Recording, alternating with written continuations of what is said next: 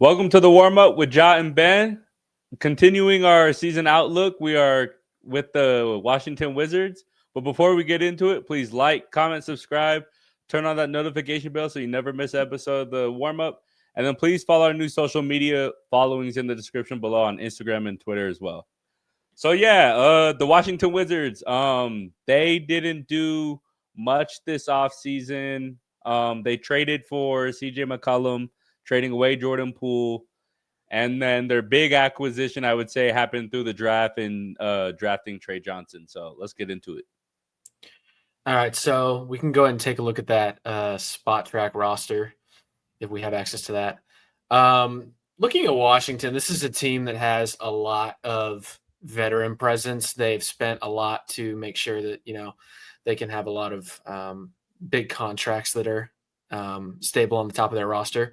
So taking a look at things to start, obviously you have Chris Middleton and CJ McCollum. Those are your big veteran guys that you have brought in. They have pretty decent salaries looking at it. Corey Kispert, who they drafted a few years back. Alex Sarr, who they got last year in the draft. Trey Johnson was the big guy from Texas. He is an absolutely fantastic basketball player. I'm excited to see what he becomes. Bilal as well. Malachi Brennan from San Antonio. Bob Carrington. AJ Johnson, to name a couple more. Cam Whitmore, who played in Houston last year. I think the key for Washington is kind of just to stay the course here. This feels very similar to Utah, just kind of the approach. You've got a lot of young guys that, are set to take a leap, and you've got veterans that can come in on these contracts and provide veteran presence, veteran leadership, and just the ability to kind of stay in ball games because, assuming they roll out a lineup of like Middleton, McCollum, Sarr, maybe play around and put Trey Johnson in the backcourt with McCollum and then Middleton at the three. There's a lot that you can work with here that'll make things interesting for Washington. I don't necessarily think they'll finish dead last in the Western Conference. They can I think they'll be able to win a few ball games here and there. Mm-hmm. But their roster's interesting. What are your thoughts, Joe? Yeah, I mean, I think for Washington coming into this year, I think they need to figure out and establish like an identity. I feel like they don't really have that. Well, they don't have that like that prolific all-star like potential player yet. So I think if they could like, find their way, win some games, develop, and that's all they could ask for. I personally think they probably are going to be in the running for the worst record of the league. I don't think this team is going to be very good. I could see Chris Middleton and CJ McCollum getting bought out. Yeah. I think that makes a lot of sense just because I think a team this young, I think, yes, it's good to have some vets, but I don't think they are at a position yet where like they need the vets. You know what I mean? They need to form an identity. I really like the pickup of Cam Whitmore in the offseason. I'm a huge fan of Cam Whitmore. I think there's potential to have a lot of high upside with that pick. Yeah. So it's going to be an interesting year for Washington, but hopefully they can start piecing it together, and hopefully in the next 5 to 6 years we could see them back in the playoffs. Yeah, absolutely. I think this team has been in a really bad downward trajectory since Bradley Beal and John Wall were out the door. So they're really just in that process of still trying to find an identity and find out where they fit in the Eastern Conference. If they stay the course in this rebuild, we know this. The Eastern Conference has been a very, non-competitive conference for many years now. So assuming nothing changes, Washington can easily go in there and be one of those best teams if they develop right and the rebuild goes their way. So I'll be interested to see what happens with that. Looking at the veterans, obviously Chris Middleton has had some really bad injury history. So we'll kind of see how healthy he is going into this season. I'm a big CJ McCollum guy ever since he was balling at Lehigh, So he's got a lot of upside. Don't necessarily think he's done yet. I think if he gets bought out, he'll go play for a contender that's in need of a point guard. I think there are definitely a few that could use his services. Very excited to see Johnson play. And then also I want to see if Sarr takes a year or two leap. I'm interested to see what he can bring. Marvin Bagley being on this team is also good. He had a pretty good season last year. Yeah. Obviously, is not what the NBA world thought he would be, but Yeah. he's proving that he can at least compete and do positive things. So yeah, we'll kind of turn to the standings part of this. Yeah, I think best case scenario for this team is they somehow, some way get a 10 spot in the play, and that's best case scenario. Worst case scenario, they finish last. It'll be somewhere Yeah. in between the 10 and the 15. The only reason I'd give them a fighting chance is you're not in the Western Conference, so that 10 True. spot you could realistically be 10 games under 500 and still get in. Yeah. This is going to be a top heavy year again, but it's going to be a different kind of top heavy. Like your top heavy teams are going to be probably Cleveland, Orlando, um, New York. New York. Oh my gosh, Milwaukee will be up there somewhere. Hmm. Atlanta. Those are going to be those big powerhouse teams in the East, and then after that, like Yeah. there's just a lot of names. Somebody got So to finish 10th. yeah, exactly. That's why I'm giving Washington kind of just the benefit of the doubt of like, look, I'll see what you can do because it's not going to take much to at least get into the play in the Eastern Conference this year. Yeah. But yeah, those are my thoughts.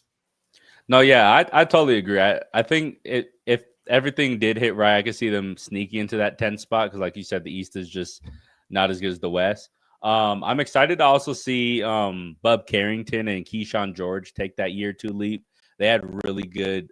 They came on strong to end the last year, and hopefully they could build off that. They played really well, especially Keyshawn George in summer league. Um, AJ Johnson, who they got from Milwaukee in that Kuzma deal with Middleton, I think is very Mm-hmm. interesting. He has like this freak athleticism, but he has a lot of good shot creating abilities, which I think is interesting.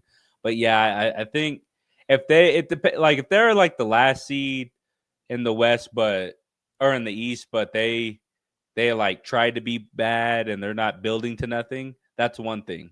But if they end up being last and you kind of see a direction and they're starting to get better internally, that would go a long way for a team that could potentially have a top 3 pick in this year's draft, Yeah. adding one of these top prospects, and then Mm-hmm. now you have a good foundation in place already.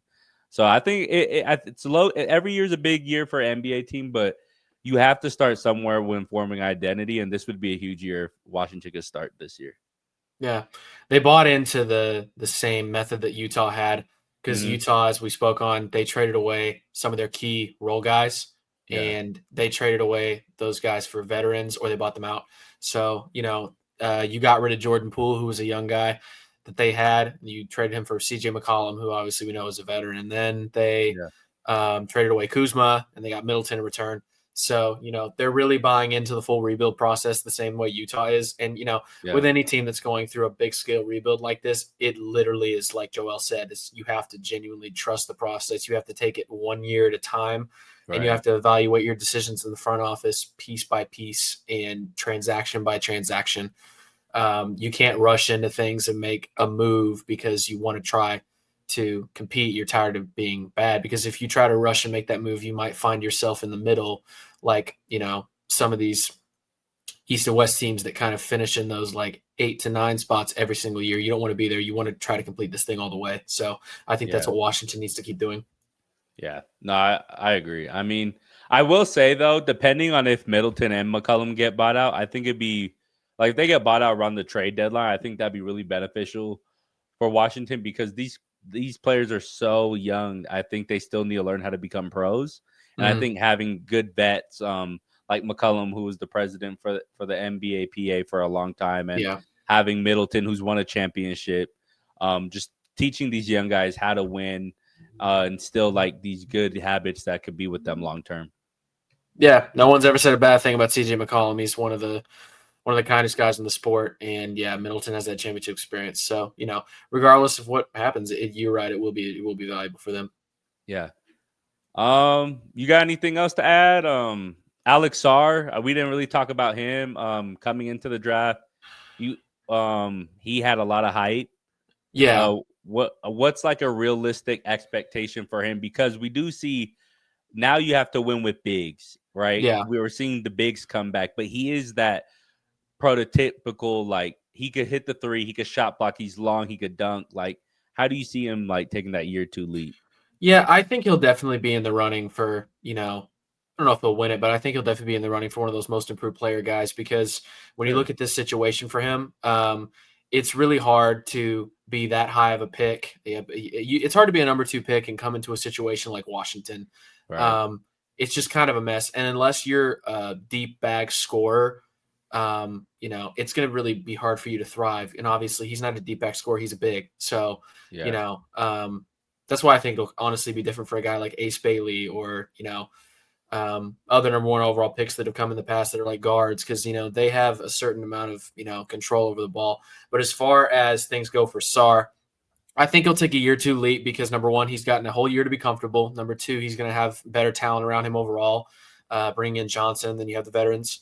So, and then also guys like Bagley who can help out. I think he's just in a much better situation. So I think we're honestly going to get to see like, okay, is this kid like really what people say he is? Yeah. That'll be exciting to watch. He'll definitely take a leap, but most improved player, we'll see. I'll give him a chance. Yeah. No, yeah, I totally agree with that. I think he has all the potential to do so. For me, this team brought in a lot of offense, so I want to see him use that size, the athleticism. How does he impact winning without the ball? Is it on the defensive end? Yeah, Is it exactly. moving without the ball? Like I want Yeah. to see him add a little bit more of that. Not give me the ball 1-4 flat, get out my way. Like I want to see him just diving on the floor. I want to see him shot blocking. You know what I mean? Just like the little things like that, as long with everything you said, that would go a long way. Yeah, absolutely. Yeah. All right, everybody. That concludes our season outlook for the Washington Wizards. Please like, comment, tell us what you guys think Washington will do this year. Please follow our new social media handlings in the description below for Instagram and Twitter. And we'll see you guys next time. Peace and stay safe.